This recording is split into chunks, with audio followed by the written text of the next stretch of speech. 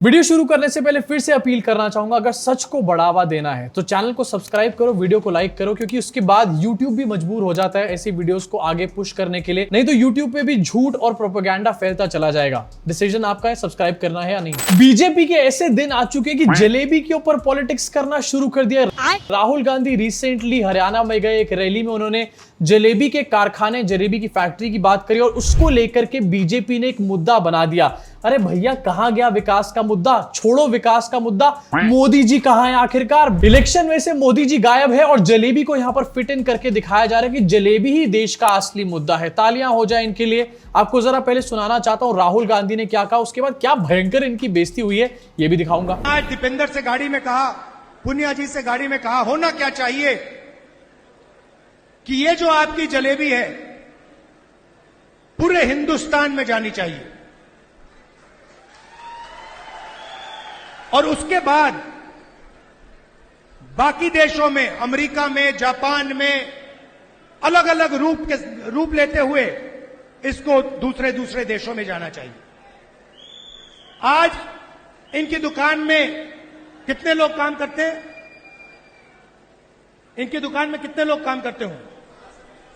मान लो इनकी दुकान में आज 100 लोग काम करते हैं, तो अगर इनकी जलेबी बाकी हिंदुस्तान में जाएगी, बाकी दुनिया में जाएगी, तो शायद उनकी फैक्ट्री में एक दिन 10,000, 20,000, 30,000, 50,000 लोग काम कर सकें। राहुल गांधी ने जलेबी का जिक्र किया। हरियाणा में जलेबी बनती है। अब जलेबी की दुकान में 100 लोग काम करते हैं। जलेबी की अगर फैक्ट्री होगी तो कई लोगों को वहां पर रोजगार मिलेगा।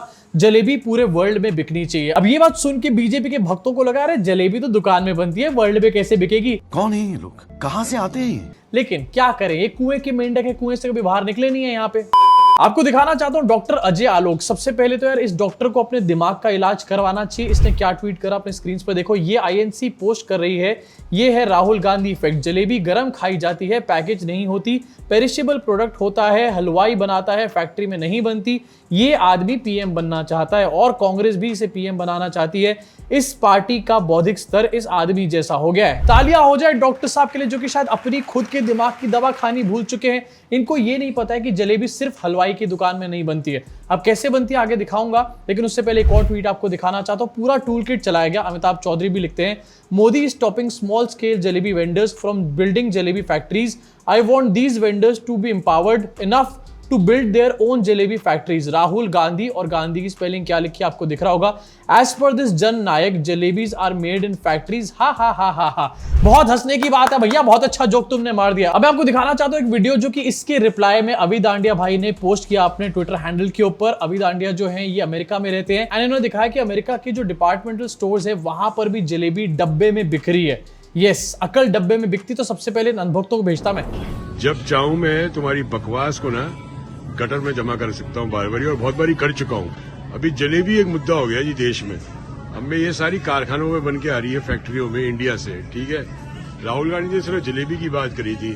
अंधभक्तों, ये देखो, मैं तुम लोगों को केसर की जलेबी दिखाता हूँ। ये लिखिए ना, केसर की जलेबी, फैक्ट्री भी बन के आ रही है।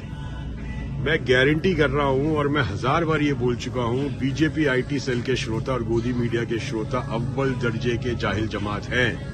इन लोगों को कुछ नहीं पता क्या हो रहा है दुनिया में।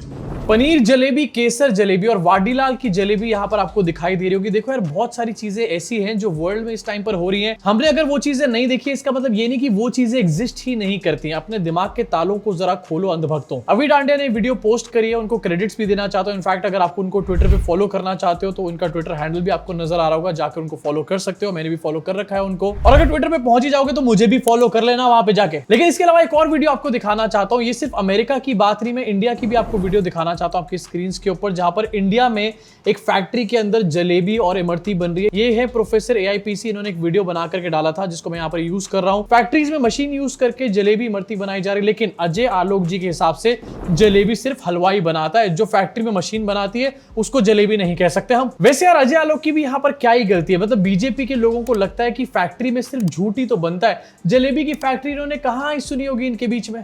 जलेबी की फैक्ट्री होती है और ये बात एक फैक्ट है, लेकिन फैक्ट से ये लोग इतना ज्यादा दूर हैं कि अगर जीपीएस भी इनको ढूंढना चाहेगा तो जीपीएस भी खुद कंफ्यूज हो जाएगा। अजय आलोक को कहना चाहता हूं कि अगर यहाँ पर इमेजिनेशन कोई ओलंपिक स्पोर्ट होता ना, तो अजय आलोक यहाँ पर 3-4 गोल्ड मेडल जरूर ले आते। इमेजिनेशन में तो भैया नंबर 1 है ये लोग। बात तो सही है। अब इमेजिनेशन के ओलंपिक होने पे इनको तो गोल्ड मेडल मिल जाता, लेकिन यहाँ पर अगर सैवेजनेस ओलंपिक्स में एक स्पोर्ट होता तो विनेश फोगाट डेफिनेटली यहाँ पर 4-5 मेडल जीत करके लेकर आती। आगे बढ़ना चाहता हूँ और विनेश फोगाट के बारे में बात करना चाहता हूँ। हरियाणा इलेक्शंस में से एक वीडियो का क्लिप बहुत ज्यादा इस टाइम पर वायरल हो रहा है, जहां पर विनेश फोगाट ये बता रही हैं ललन टॉप के एक इंटरव्यूअर को कि उनसे मोदी जी बात करना चाहते थे जब वो यहाँ पर हार गई मैच में, लेकिन उन्होंने मना कर दिया मोदी जी से बात करने के लिए। सैवेजनेस ऑफ ओलंपिक्स लेवल यहाँ पर पूरी तरीके से देखी जा सकती है। इनफैक्ट इस इंटरव्यू का क्लिपिंग तो आपको पूरा नहीं दिखाऊंगा, लेकिन इस इंटरव्यू में ये भी बताया कि क्यों मना किया विनेश फोगाट ने। उन्होंने बताया कि वहां जो ऑफिशियल्स थे वो आए थे विनेश फोगाट के पास। उन्होंने ये कहा कि मोदी जी की टीम मौजूद रहेगी इस फोन कॉल के दौरान और मोदी जी की टीम इस फोन कॉल को वीडियो रिकॉर्ड भी करेगी,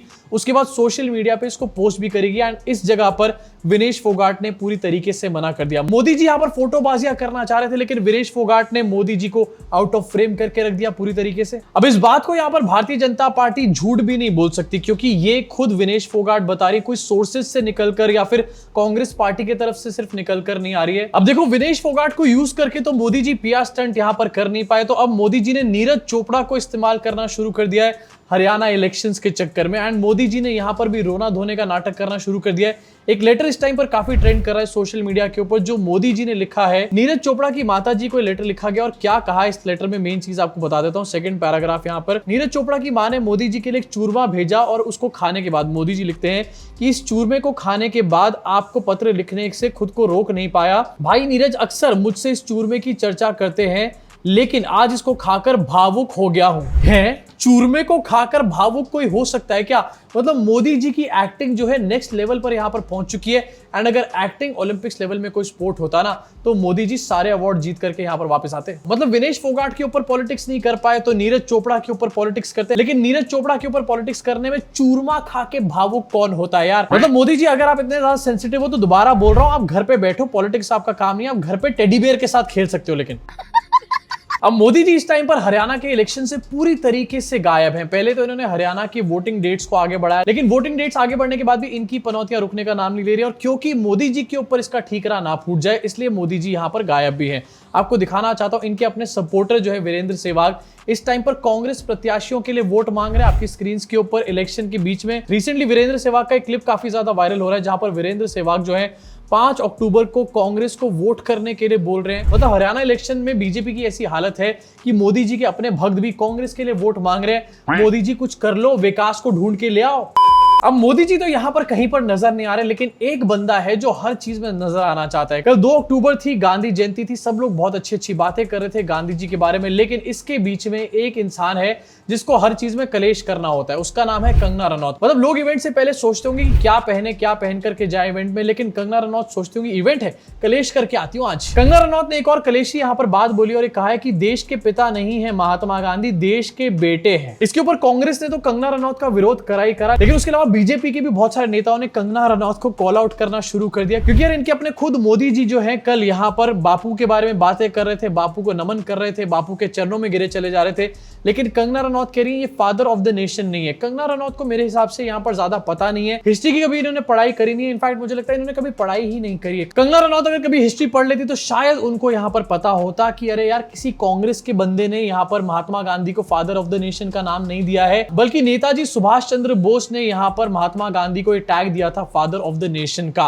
कंगना रनौत के हिसाब से नेताजी सुभाष चंद्र बोस पहले प्रधानमंत्री होने चाहिए थे इंडिया के, लेकिन नेताजी सुभाष चंद्र बोस ने फादर ऑफ द नेशन का टैग अगर दिया है तो वो सही नहीं है, फादर ऑफ द नेशन नहीं हो सकते। अरे यार 2-4 लाइनें पढ़ के आ जाए करो, उसके बाद ही अपना गुड़ गोबर कर लिया करो। अब कंगना को यह बात डेफिनेटली नहीं पता थी कि फादर ऑफ द नेशन का टैग नेताजी सुभाष चंद्र बोस ने दिया, लेकिन मोदी जी को जो टैग मिलता है व्हाट्सएप यूनिवर्सिटी से, उसको सीरियसली ले लिया जाता है बार बार। एंड कंगना के हिसाब से गांधी जी देश के बेटे हैं और मोदी जी देश के फादर हैं। अबे भैया, कौन सा टाइम ट्रैवल पिल खाकर आई है, मुझे समझ नहीं आ रहा है ये दीदी। एक तरफ अपने आपको क्वीन बोलती है कंगना रनौत, लेकिन दूसरी तरफ उनके स्टेटमेंट्स पूरे छपड़ियों वाले हैं, छपड़ियों वाले। इनफैक्ट कंगना ने एक फिल्म करी थी जिसका नाम था तन्नू वेड्स मन्नू। अब इनको एक फिल्म करनी चाहिए जिसका नाम होगा हिस्ट्री वेड्स फैंटेसी। इनकी हिस्ट्री जो है इनकी फैंटेसी के बराबर हो चुकी है। और यार यहाँ पर मोदी से पूछना चाहता हूं कि यार कल आपने स्वच्छ भारत का इवेंट किया था, इस कचरे को क्यों नहीं बाहर निकाल दिया अपनी पार्टी से? अब इस कचरे से यहाँ पर आगे बढ़ना चाहता हूं, बात करना चाहता हूं एग्जिट पोल्स के प्रदीप अंकल के बारे में। यस, आपको याद होगा प्रदीप गुप्ता अंकल जो है एग्जिट पोल्स में बीजेपी को 400 पार दे रहे थे।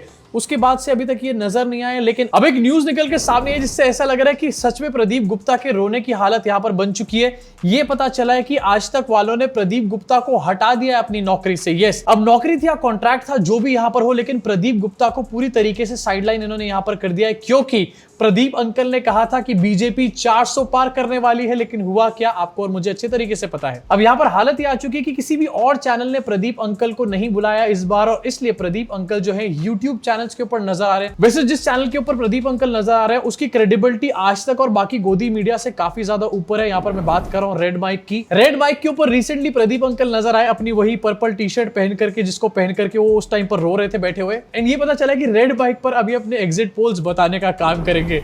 मैं इलेक्शन के रिजल्ट से ज्यादा इनके एग्जिट पोल में इंटरेस्टेड हूँ। सच में यार देखने में कॉमेडी वाली चीज होगी है। वैसे देखो, संकेत उपाध्याय और रेड माइक के जितने भी जर्नलिस्ट हैं काफी सीरियस जर्नलिज्म वो करते हैं और काफी उम्दा वो लोग काम करते हैं, लेकिन इनको देखकर ऐसा लग रहा है कि शायद कॉमेडी शोज भी शुरू करने वाले हैं आप। इसके अलावा अगर आपको एक्सेस माय इंडिया वाले अंकल को कहीं देखना हो तो इनके यूट्यूब चैनल पे भी ये नजर आ जाएंगे। एंड मुझे लगता है कि वहां पर 200-300 से ज्यादा व्यूज नहीं आने वाले, और वो व्यूज भी हम जैसे लोगों के ही होंगे जो मस्ती करने जाएंगे वहां पे। अब प्रदीप अंकल का ड्रामा क्या होगा 6 तारीख को आपको दिखाऊंगा, लेकिन उससे पहले आपको बताना चाहता हूं यहाँ पर प्रशांत किशोर ने अपनी पार्टी को लॉन्च कर दिया है, जन स्वराज पार्टी। इनकी काफी सारी वीडियोस वायरल हो रही है जहां पर इनके इवेंट पे 5000 लोग भी नहीं पहुंचे, ऐसा बताया जा रहा है। पटना में इवेंट था इनका पार्टी लॉन्च का और 5000 लोग, खाली कुर्सियां आपको यहाँ पर नजर आ रही होंगी। एक वीडियो है जो काफी क्लोजअप में बनाया गया है, उसमें आप इनके बोलने का स्टाइल देखना, ऐसा लगेगा कि प्रशांत किशोर नहीं मोदी जी बोल रहे हैं। टैक्टिक्स यहाँ पर प्रशांत किशोर अपनाते थे 10 साल पहले, वो अब इस टाइम पर खुद के लिए अपना रहे हैं। इनफैक्ट प्रशांत किशोर के इस भाषणबाजी को देखकर मुझे ऐसा लग रहा है कि बोल वो रहे हैं लेकिन शब्द मोदी जी के। वैसे आप में से कितने लोगों को यहाँ पर सीरियसली लगता है कि प्रशांत किशोर की पार्टी